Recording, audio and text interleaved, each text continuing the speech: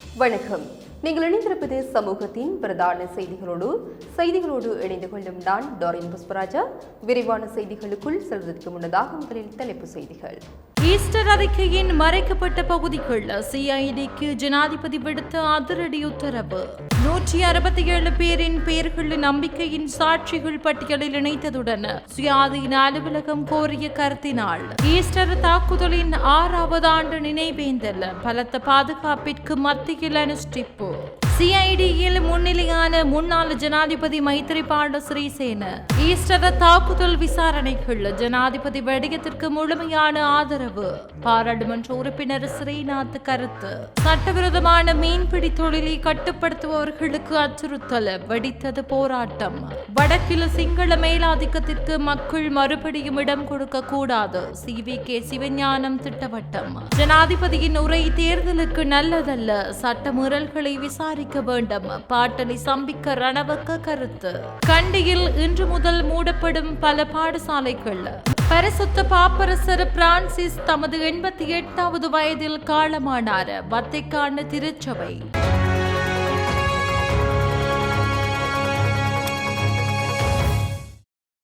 Easter தாக்குதல்கள் குறித்து ஆணைக்குழு அறிக்கையில் மறைக்கப்பட்ட அனைத்து ஆவணங்களையும் நுணுக்கமாக ஆராயுமாறு ஜனாதிபதி அனுரகுமார திசாநாயக்கு குற்றப்புலனாய்வு திணைக்களத்திற்கு உத்தரவிட்டுள்ளார். இது தொடர்பில் ஜனாதிபதி கூறுகையில், இந்த நாட்டில் நடந்த மிகப்பெரிய துயர சம்பவமான 2019 ஈஸ்டர் ஞாயிறு தாக்குதல்கள் அதிகாரத்தை பெறும் நோக்கத்துடன் நடத்தப்பட்டவை. 2019 ஏப்ரல் முதல் 2024 செப்டம்பர் வரையிலான விசாரணைகளின் நோக்கம் உண்மையான திட்டமிடுபவர்களை அடக்குவதாகும். அவர்களின் நோக்கம் உண்மையான குற்றவாளிகளை மறைப்பதாகும். ஆனால் நாங்கள் ஆட்சிக்கு வந்து 6 மாதங்கள் கடந்துவிட்டன. ஈஸ்டர் தாக்குதல்களுக்கு பொறுப்பானவர்களை நீதியின் முன் நிறுத்துவதற்கு நாங்கள் மிக தெளிவான படிப்படியான நடவடிக்கைகளை எடுத்துள்ளோம். நாங்கள் அதை தொடர்ந்து செய்து வருகிறோம். ஈஸ்டர் தாக்குதல்கள் குறித்த ஜனாதிபதி ஆணைய அறிக்கை வந்தது. அதன் அறிக்கைகள் சமூகத்திற்கோ அல்லது குற்றப்புலனாய்வு துறைக்கோ வழங்கப்படவில்லை. ஆணைய அறிக்கையின் சில பகுதிகள் மறைக்கப்பட்டன. இன்று ஈஸ்டர் ஆணைய அறிக்கையில் மறைக்கப்பட்ட அனைத்து ஆவணங்களும் கூட விசாரணைக்காக குற்றப்புலனாய்வு துறைக்கு அனுப்பப்பட்டன. அதனை கவனமாக படித்து விசாரணை நடத்த சொன்னேன் என குறிப்பிட்டுள்ளார்.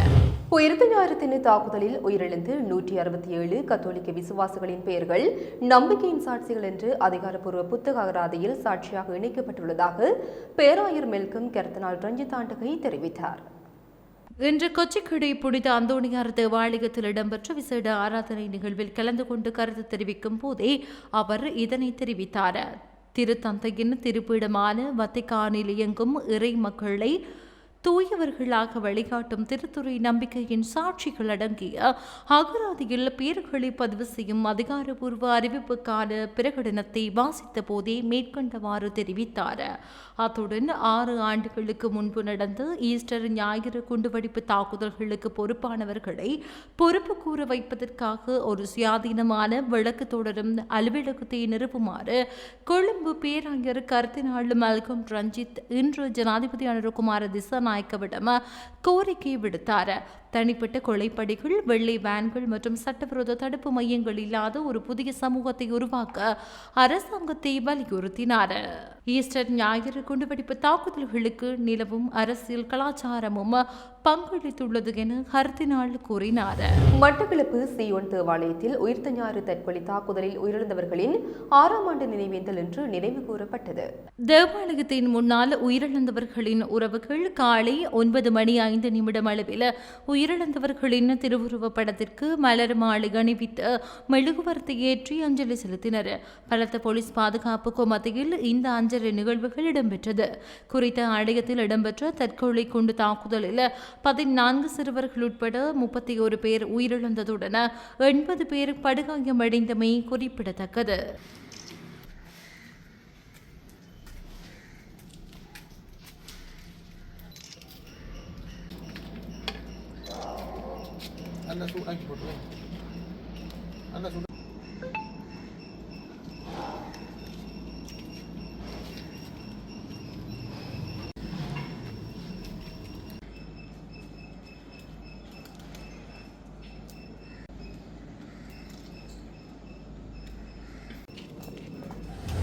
இதேவேளை ஈஸ்டர் கொண்டு தாக்குதலின் 6ஆம் ஆண்டு நினைவஞ்சலி நிகழ்வு இன்று யாழ்ப்பாணம் பெரிய கோவிலில் இடம்பெற்றது.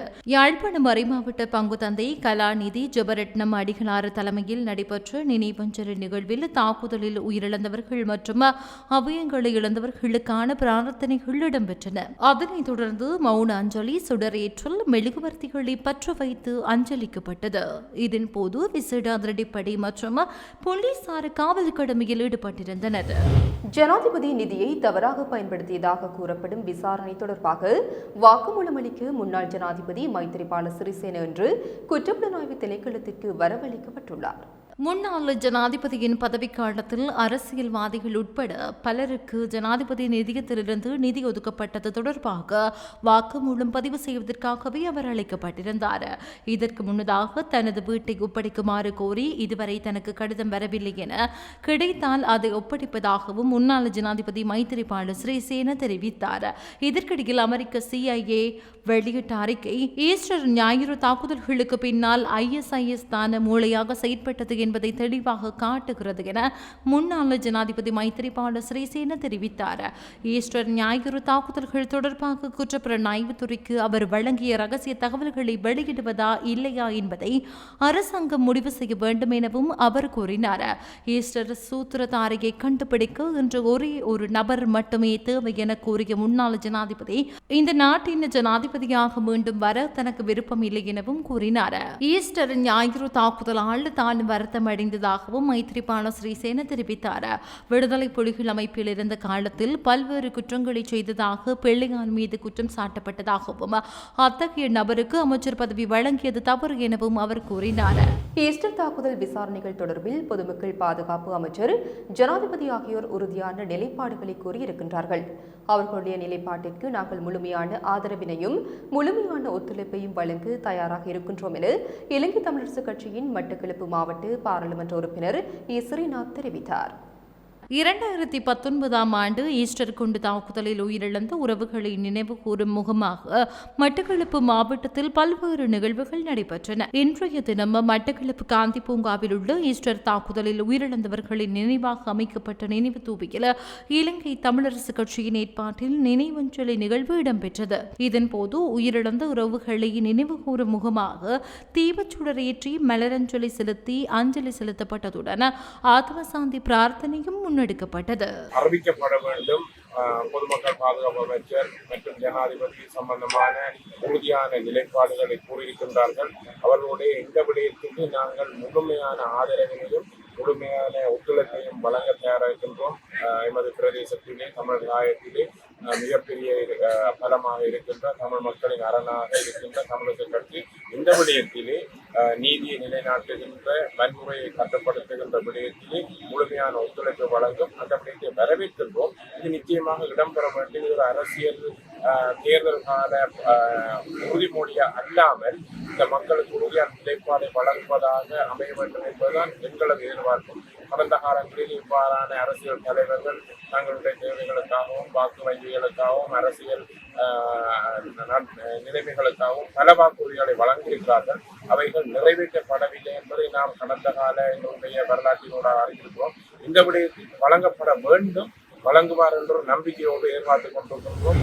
சட்டவிரோதமான மீன்பிடி தொழிலை கட்டுப்படுத்தி நீரியல் வளங்களை பாதுகாப்பவர்களை அச்சுறுத்தும் சமூக விரோதிகளை கட்டுப்படுத்த கோரி முல்லைத்தீவு மீனவர்கள் இன்று போராட்டம் ஒன்றை முன்னெடுத்தனர். முல்லைத்தீவு மாவட்ட செயலுக்கு முன்பாக இன்று குறித்த போராட்டம் முன்னெடுக்கப்பட்டது. முல்லைத்தீவு மாவட்டத்தில் சட்டவிரோத மீன்பிடி நடவடிக்கைகள் அதிகரித்துள்ளதாகவும் அதனை கட்டுப்படுத்துமாறு கோரி மீனவர்கள் தொடர்ச்சியாக கோரி வந்த நிலையில் அண்மை காலமாக நந்திக்கடல், களப்பு உள்ளிட்ட பகுதிகளில் சட்டவிரோத தொழில்களை கட்டுப்படுத்தும் நடவடிக்கைகள் மிகவும் தீவிரமாக முன்னெடுக்கப்பட்டன. இந்த நிலையில் சட்டவிரோத தொழில் நடவடிக்கைகளை கட்டுப்படுத்துகின்ற நடவடிக்கையில் ஈடுபட்ட மீனவர் ஒருவரின் மோட்டார் சைக்கிள் ஒன்று அண்மையில் தீக்கிரையாக்கப்பட்டுள்ளது. இந்த நிலையில் சட்டவிரோத மீன்பிடி தொழிலை கட்டுப்படுத்துவதற்காக பாடுபடுகின்றவர்களுக்கு ஏற்பட்டுள்ள அச்சுறுத்தல்களை கட்டுப்படுத்துமாறு கோரியே குறித்த போராட்டம் முன்னெடுக்கப்பட்டுள்ளமை குறிப்பிடத்தக்கது.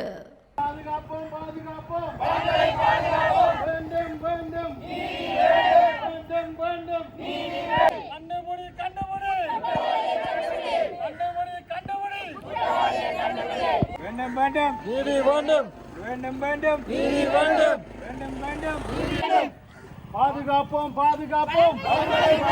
அந்த அடிப்படையில் நாங்கள் சென்று கொண்டிருக்கும் பொழுது எங்களுக்கு உயிர் அச்சுறுத்தல்களும் எங்களை சார்ந்த எங்களோட பயணிக்கிற அனைத்து பயணிகளுக்கும் அதாவது சட்டவிரோதத்தை நிப்பாட்டணும் என்று முன் வந்து அனைத்து சங்கங்களில் பயணிக்கின்ற இளைஞர்களுக்கும் எதிராக உயிர் அச்சுறுத்தல் விட்டு கொண்டிருக்கின்றன. எங்களுக்கு உயிர் அச்சுறுத்தல் விடுவதால் எமது குடும்பங்களும் எமது சகோதரங்களும் மிகவும் அச்சத்தில் இருக்கின்றது. என்னென்று சொன்னால் ஏதாவது பயணிக்கும் பொழுது ஏதாவது செய்து போடுவார்களோ என்றது. வடமாகாணத்தில் உள்ள அநேக நடன லிங்கங்களுக்காக ஏற்பட்ட அச்சுறுத்தலாக நாங்கள் கருதுகிறோம். இது ஓயப்போவதில்லை, இதை கண்டு அஞ்ச போவதும் இல்லை. நிச்சயமாக அரசாங்கத்தால் திட்டமிடப்பட்ட தடை செய்யப்பட்ட தொழில் முறைகள் முல்லைத்தீவு மாவட்ட கடத்தொழில் திணைக்களம் போல் ஏனைய மாவட்ட கடத்தொழில் திணைக்களங்களும் சேர்ந்து இந்த நடவடிக்கைக்கு இந்து சக்தியாக விளங்க வேண்டும் என்பதையும், அதே நேரம் இன்றைய இந்த துப்பாக்கிய நிலைக்கு ஆளானவரை கைது செய்து சட்டத்தின் முன் நிறுத்தப்பட வேண்டும்ங்கிறதையும் அனைத்து மீனவர்களும் தயவாக வேண்டியிருக்கிறது. எனவே இந்த நடந்திருக்கின்ற தும்பியல் சம்பவமானது உண்மையில் கண்டிக்கத்தக்கது. இந்த செயற்பாட்டில் உள்ளவர்கள் நீதியின் முன் நிறுத்தப்பட்டு அவர்களுக்கான தண்டனை வழங்கப்பட வேண்டும். ஆனால் இதில் தலைவர் கூறியது போல இங்கு ஏதோ ஒரு செயற்பாடு குற்றவாளிகளுக்கு சாதகமாக அரசரப்பு செயல்படுவதாக நாங்கள் அறிகின்றோம். வடக்கில் காலூன்ற நினைக்கும் தேசிய மக்கள் சக்தியின் சிங்கள மேலாதிக்கத்திற்கு மக்கள் மறுபடியும் அரசியல் ரீதியில் இடம் கொடுக்க கூடாது என இலங்கை தமிழரசு கட்சியின் பதில் தலைவர் CVK சிவஞானம் வலியுறுத்தியுள்ளார். யாழ் ஊடக மையத்தில் இன்று நடைபெற்ற ஊடக சந்திப்பில் அவர் இவ்வாறு தெரிவித்தார். அவர் மேலும் தெரிவிக்கையில், இருக்குது, ஆனால் அவர் செய்யவில்லை என்னது காரணம் இதுதான். சிங்கள ஏகாதிபத்திய சிந்தனையை திருப்தி பண்ணுற என்றால் விடுதலை அவர் விடையிலாது, அதுதான் அவர் செய்கிறார். அதை அவர் தவிர்க்க முடியாது. ஏன்னா அவர்களை நான் குறையும் சொல்லலை. ஏன்றால் இனப்பிரச்சனைக்கான தீர்வுகள் வருகிற பொழுது இடைக்கால இப்போ ISA என்றாலும் சரிதான், ஏன் இந்த இந்திய இலங்கை ஒப்பந்தம் என்றாலும் சரிதான், மாகாண சபை முறைமை என்றாலும் சரி, ஆரம்பத்தில் தெளிவாக எதிர்த்தவர்கள் தானே இவர்கள். ஆகவே இனவாதம் என்றது இவர்களோடு சேர்ந்தது தானே. ஆனால் நான் எதிர்பார்த்த தனிப்பட்ட முறையில் அவர்கள் 10 வருஷத்துக்கு முன்பாக அன்புகுமார் திசாநாயக்கா மற்றும் விமல் ரட்நாயக்கா போன்றவர்கள் இங்கே வர்ற பொழுது அவர்களுடைய கூட்டங்களுக்கு அழைப்பின் பேரிலே சென்று வந்தவன் தான். ஆனால் நான் எதிர்பார்த்த ஒரு விடயம் நான் ஏமாந்து போனேன் என்று தான் நினைக்கிறேன். இவர்களாவது ஒரு மாறுதலான ஒரு இடதுசாரித்துவ சிந்தனை ஒரு அரசாங்கம் அமைப்பார்கள், எங்களுடைய தமிழ் மக்களுடைய உணர்வுகளையும் நியாயமாக சிந்திப்பார்கள் என்று தான் நான் எதிர்பார்த்தேன். ஆனால் அவர்களிடையே இருக்கக்கூடிய இனவாத சிந்தனைகள் அவர்களை அப்படி உண்மையான இடதுசாரித்துவ சிந்தனையோடு செயல்பட அனுமதிக்கவில்லை என்று தான் நான் நினைக்கிறேன்.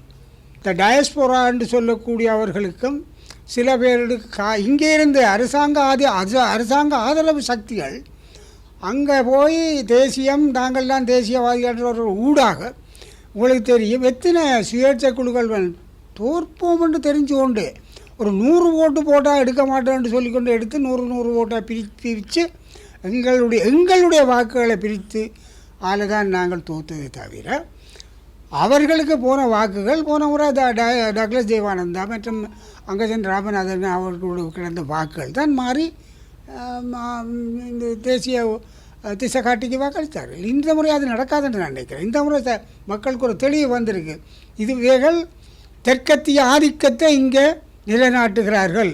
சிங்கள இம்பீரியலிசம், சிங்கள மேலாதிக்கம் இங்கே உருவாக்குகிறார்கள், ஊன்றுகிறார்கள் என்றதை எங்களோட மக்கள் இனியாவது புரிந்து கொள்ள வேண்டும், புரிந்து கொள்வார்கள் என்று தான் நினைக்கிறேன். ஆகையினால உள்ளூராட்சி மன்ற தேர்தலில் இதற்கான ஒரு பதிலை மக்கள் வழங்குவார்கள். அப்படி வழங்குவார்கள் என்று தான் நான் எதிர்பார்க்கிறேன்.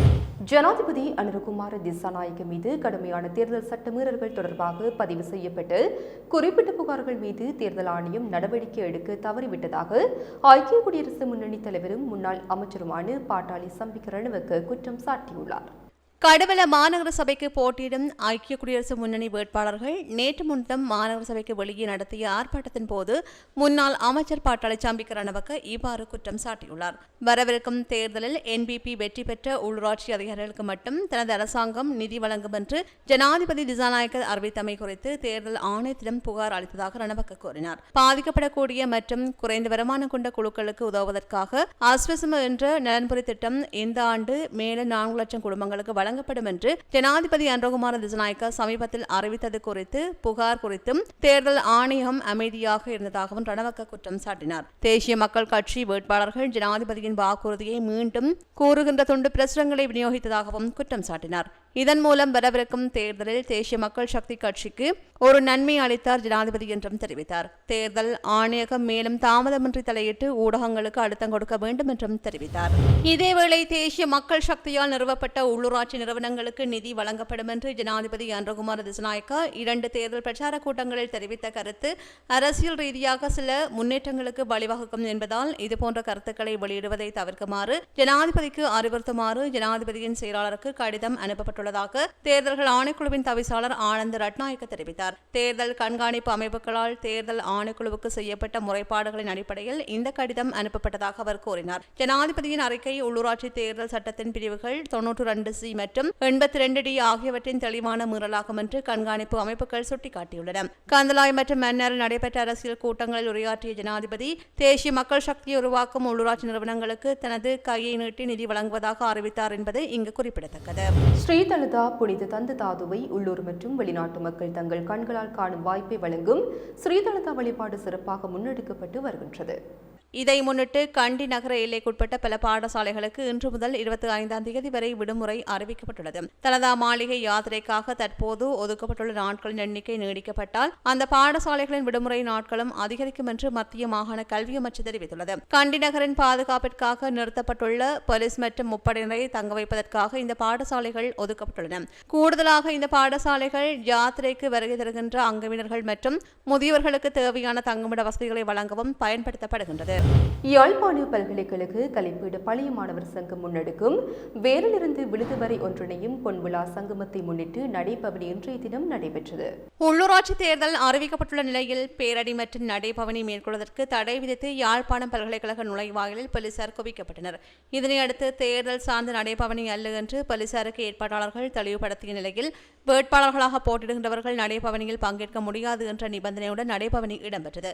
பல்கலைக்கழக கைலாசபதி கலையரங்கம் முன்பாக ஆரம்பித்த நடைபவனி பிரதான நுழைவாயிலூடாக சென்று பல்கலைக்கழக விஞ்ஞானபீட நுழைவாயிலூடாக மீண்டும் கலைப்பிடத்தை வந்தடைந்தது. நடைபவனியில் பல்கலைக்கழக துணைவேந்தர் பேராசிரியர் ஸ்ரீ சர்க்குணராஜா, பல்கலைக்கழக கலைப்பிடாதிபதி பேராசிரியர் ரகுராம், யாழ்ப்பாண பல்கலைக்கழக கலைப்பிட பழைய மாணவர் சங்க நிர்வாகிகள், பல்கலைக்கழக பழைய மாணவர்கள், பல்கலைக்கழக மாணவர்கள் என்று பலரும் கலந்து கொண்டனர். பரிசுத்த பாப்பரசர் பிரான்சிஸ் தமது 88வது வயதில் காலமானதாக அறிவிக்கப்பட்டுள்ளது. காணொலி அறிக்கையொன்றினூடாக வத்திக்கான் உத்தியோகமாக இதனை அறிவித்துள்ளது. சுகவீனம் காரணமாக அண்மையில் வைத்தியசாலையில் அனுமதிக்கப்பட்டிருந்த பாப்பரசர் பிரான்சிஸ் குணமடைந்து வெளியேறிய நிலையில் ஓய்வில் இருந்தார். இந்நிலையில் இன்று அவர் காலமானதாக அறிவிக்கப்பட்டுள்ளது.